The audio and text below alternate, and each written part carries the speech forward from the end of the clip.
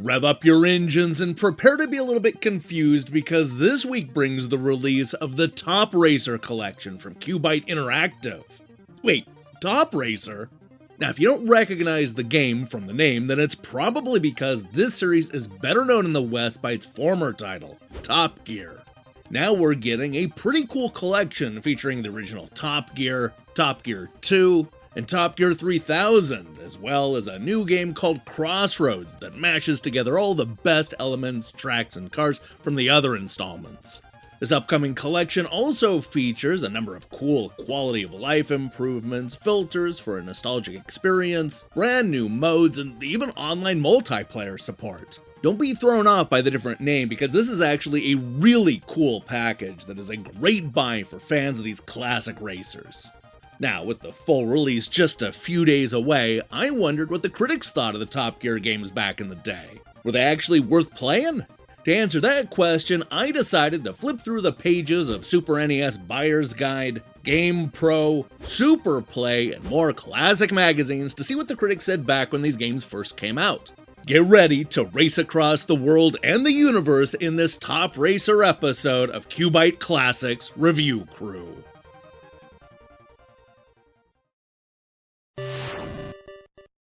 If you watch a lot of those 16-bit retrospectives, then you might think that racing games on the Super Nintendo started and stopped with F-Zero and Super Mario Kart. But while Nintendo's own lineup of racers may have hogged the spotlight, true genre fans would point to Rock and Roll Racing, Super Off-Road, and even Biker Mice from Mars as great alternatives. One of the best 16-bit racing games of all time is Top Gear from Gremlin Interactive. A brilliant speedster that not only offered up some of the most competitive multiplayer fun on the system, but also launched a long-running series that spanned 13 games and continued all the way up to the PlayStation 2 and Xbox. The 1992 original was a more grounded racer than what Nintendo was pumping out, giving gamers an impressive selection of tracks and vehicles, all while keeping the two-player fun front and center. These days it's considered an all-time classic, but what did the critics say back when Top Gear first came out? When it comes to the reviews, there's a real divide between the critics who loved it, liked it, and those that thought it was just okay. Let's go ahead and start with the lowest score, which in this case comes from Super NES Buyer's Guide. Giving it an average score of 6.3 out of 10, you definitely saw that the critics did not agree on this one. Mike went as low as a 5, complaining that I hate the use of the split screen when only playing a one-player game.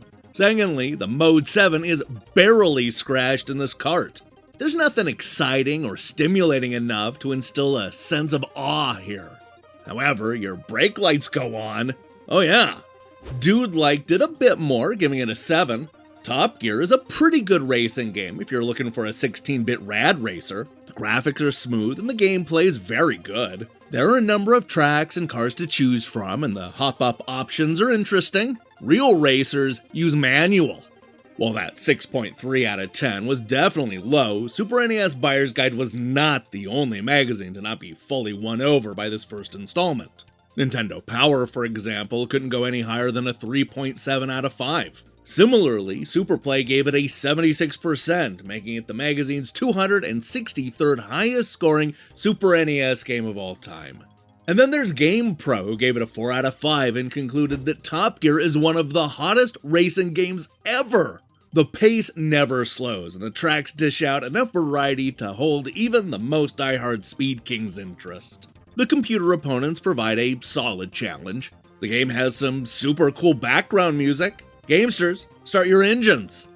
Now, when it comes to the top scores, you saw the British press falling all over themselves giving it high marks. For example, you saw N-Force give the game a 91% in their second issue.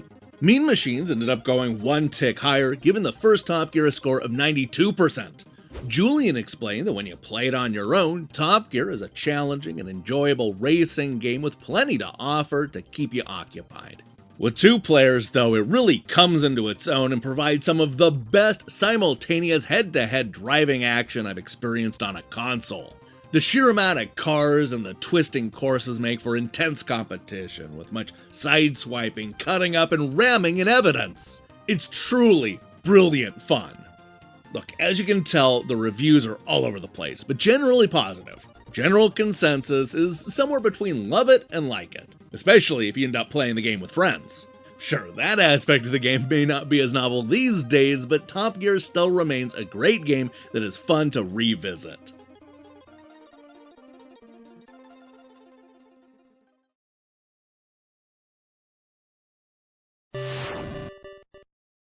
After making a big splash with the first game, Gremlin Interactive returned with a sequel only 16 months later, Top Gear 2. Although it was still using the same graphics and gameplay from the company's Lotus trilogy, there were still a lot of big changes made that should go a long way to please the negative critics of the first game. A perfect example of that is the way the game looked. While the first game maintained a split-screen view even in the single-player mode, the sequel filled up the entire screen. It also refined the gameplay and offered a lot of new tracks to race on. The emphasis here was bigger and better. But did that approach work?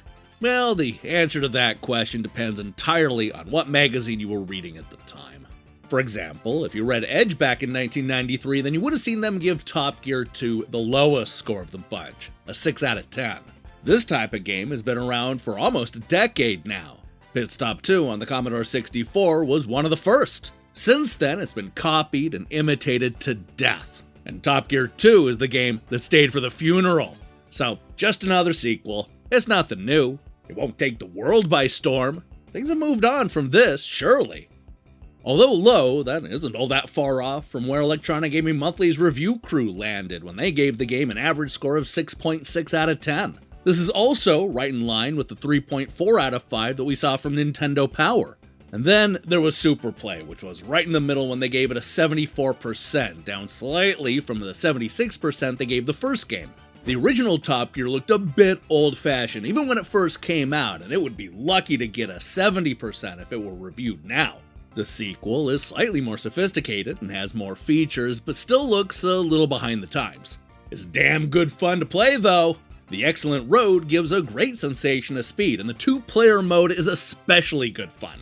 But perceptive players will soon spot that all you're really doing is keeping your thumb on the accelerator while weaving from side to side for hour after hour, which will induce boredom before too long. Now, if you're a fan of Top Gear 2 that is shocked by these low scores, then don't worry. There were still a bunch of magazines that actually liked the game, quite a bit actually. SNES Force, for instance, gave the game a solid 84%. Game players also liked the game quite a bit, going one tick higher with an 85%. And then there's Game Pro, who may have enjoyed the first game, but loved the follow-up. Giving Top Gear 2 a perfect 5 out of 5, they finished their review by issuing this warning. Indianapolis 500-style hardcore circuit racing fans may want to steer clear, because Top Gear 2 is just a joyride. What a joyride it is, though! There aren't mega improvements over the last version, but who cares? This sequel is stylin'! You know, despite the lower review scores, I have a hunch that most Top Gear fans liked the sequel as much as the original, if not a little bit more. It fixed a lot of the problems people had with that first game, all while adding just enough to the package to make it feel like a proper sequel. Yeah, this is a fun little racer to go back and rediscover.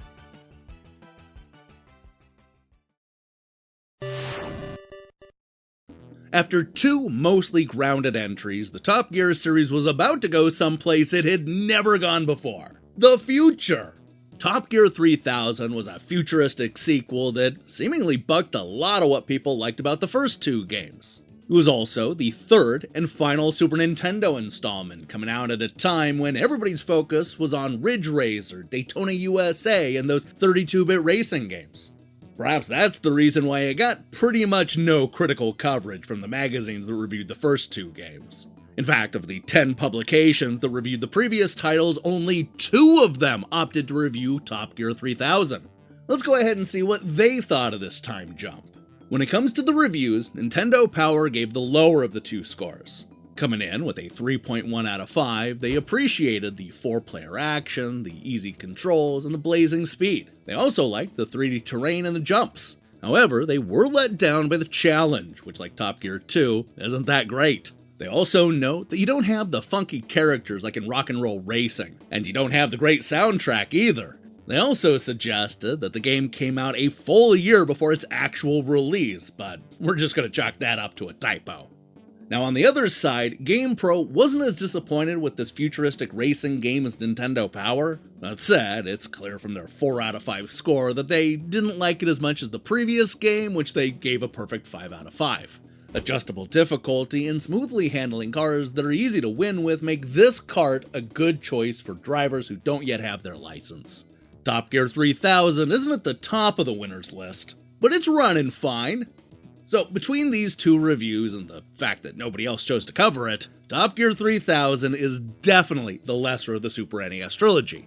By shifting so far away from what made the first two games great, Gremlin gave us a polarizing sequel that isn't as fondly remembered.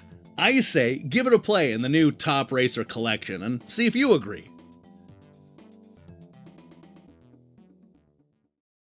Hey, thanks for watching me break down these classic reviews.